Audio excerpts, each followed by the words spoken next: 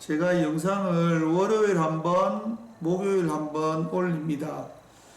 함께 성경 공부하시는 분들은 그렇게 알고 계실 건데요. 제가 요 앞에 영상은 날짜를 착각해가지고 토요일 날 하나 올린 게 있습니다. 그래서 여러분 양해해 주시고요. 그 영상에서 약속한 것처럼 오늘부터 하나님의 뜻을 분별하는 법에 대해서 조금 생각해 보도록 하겠습니다. 부제는 하나님의 음성을 듣는 법인데요. 우리가 어떻게 하나님의 뜻을 분별하는가 라는 것을 조금 생각해 보도록 하겠습니다. 성경을 보면은 들어라, 보라 이런 말씀이 정말 많이 나옵니다.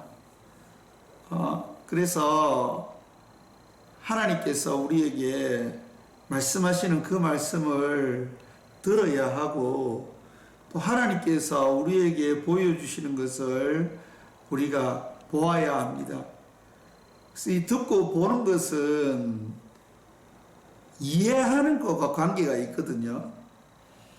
그냥 어떤 소리를 듣는 것만 해서는 큰 의미가 없습니다.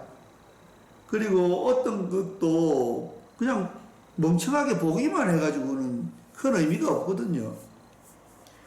우리가 듣는 이유는 말하는 사람의 의도를 파악하기 위해서입니다.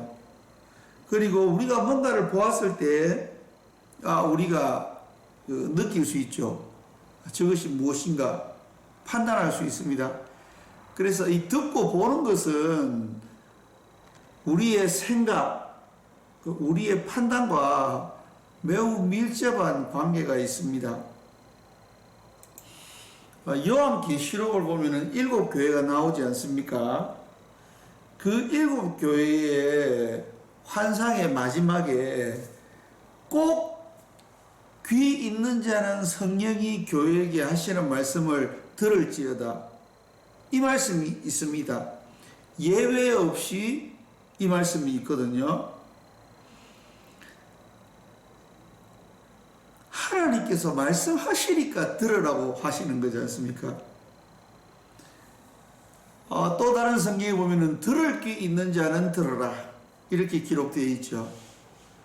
그래서 하나님이 말씀하시지도 않으면서 들으라고 하시겠습니까?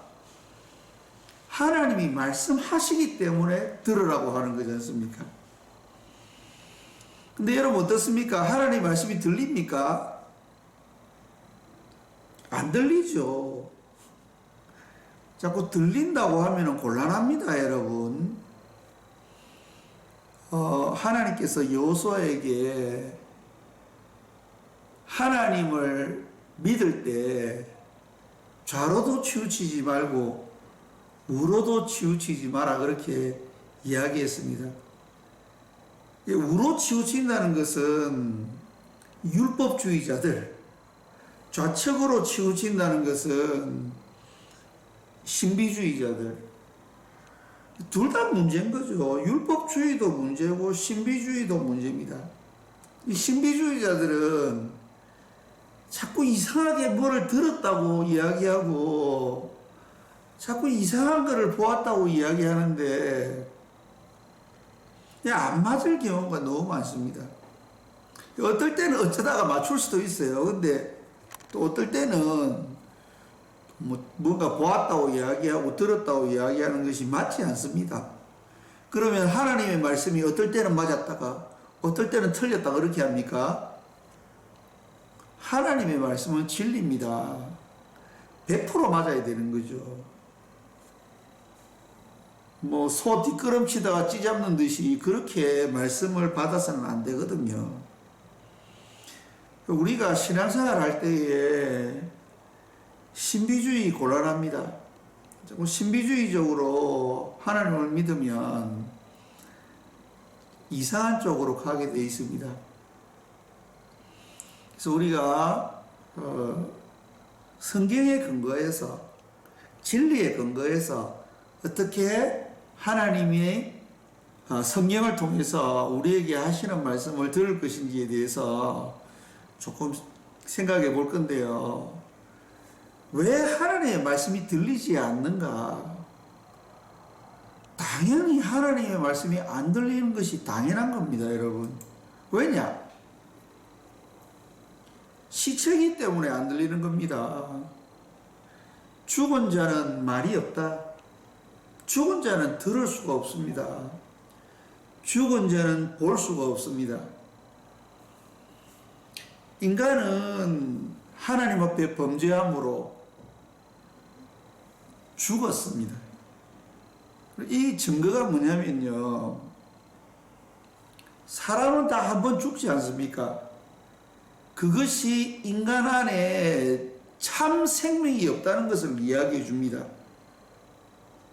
우리가 살아 있는 것처럼 보이지만 사실은 살아있는 게 아니에요. 사람들이 하나님을 떠나 있음으로 살아있는 듯 하나 죽은 것입니다. 신학적으로 이야기하면 죽음이 무엇입니까? 하나님과의 분리입니다. 그래서 하나님과 분리된 인간은 생명이 없기 때문에 하나님은 말씀하시는데도 들을 수가 없어요. 하나님은 보여주시는데도 볼 수가 없는 겁니다. 왜냐하면 시체니까요. 그래서 마태복음 13장 13절에 이런 말씀이 있습니다. 보아도 보지 못하며 들어도 듣지 못하며 깨닫지 못함이라. 자, 보는 것과 듣는 것은 깨닫는 것과 관계 있습니다. 들어도 깨닫지 못하면 듣지 못하는 것입니다. 보아도 깨닫지 못하면 보지 못하는 것입니다. 이것이 바로 하나님과 분리된 죄를 지은 인생의 모습입니다. 그런데 예수님께서 제자들에게는 무엇이라고 말씀하셨습니까? 마태복음 13장 16절에 너희 눈은 봄으로 너희 귀는 들음으로 복이 있도다. 너희는 복 있는 자들이다. 왜냐하면 너희는 볼 수 있기 때문에, 너희는 들을 수 있기 때문에. 이 말씀은 무슨 의미겠습니까? 너희들은 깨달을 수 있기 때문이다 라고 이야기하시는 거죠. 그래서 어떤 것을 볼 때에 또 하나님의 말씀을 들을 때에 우리들은 깨달을 수 있는 것입니다. 알 수 있는 거죠. 하나님의 마음을 이해할 수 있고 하나님의 뜻을 깨달을 수 있습니다. 그리고 하나님께서 우리의 삶을 어디로 인도하는지에 대해서 깨달을 수 있다는 것입니다. 그러므로 예수 믿는 자들은 참으로 복이 있는 거죠.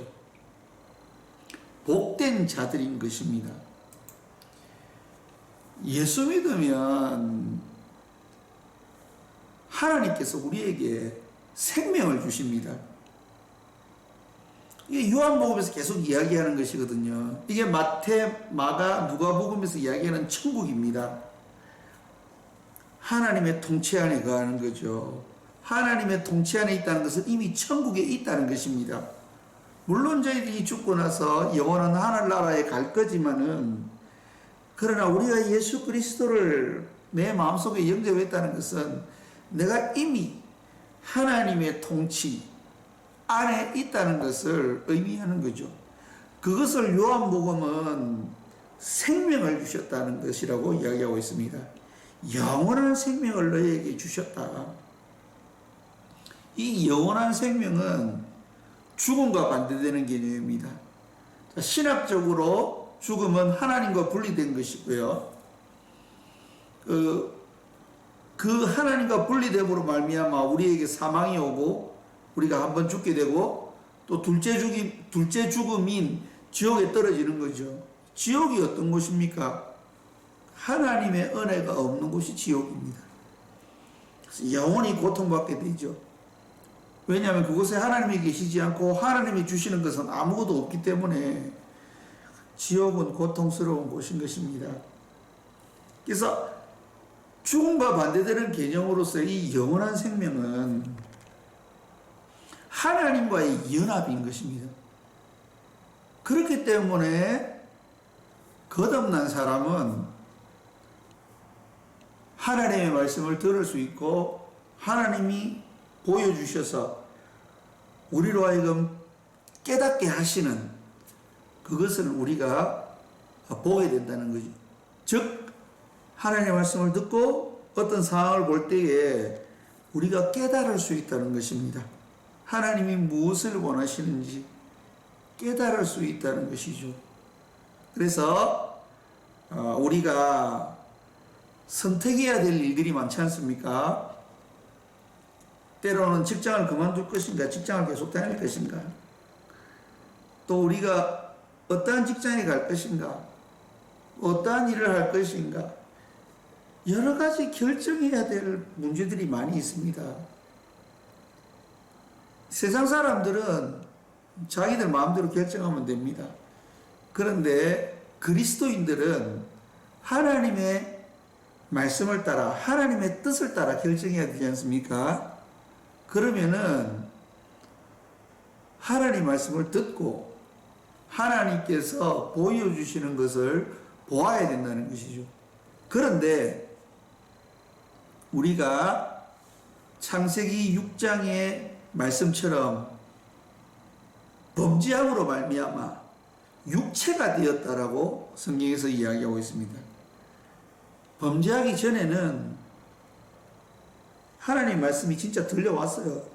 하나님을 볼 수도 있었습니다. 그러나 범죄한 이후로는 범죄한 이전에 하나님의 말씀을 듣고 본 것과는 다른 차원에서 하나님께서 우리에게 말씀하시고 보여주시는 거죠. 예외는 있습니다. 때때로 범죄 이전에 하나님께서 말씀하시는 그 말씀처럼 들려올 때가 있습니다. 그런데 여러분 예외 케이스를 가지고 와가지고 보편화시키려고 하면 안 됩니다. 그래서 우리가 보편적으로 어떻게 하나님의 말씀을 듣는가, 또 하나님의 그 의도를, 마음을 이해하고 깨달을 수 있는가에 대해서 우리가 조금 생각해 보도록 하겠습니다. 다음 영상에서 계속하도록 하겠습니다.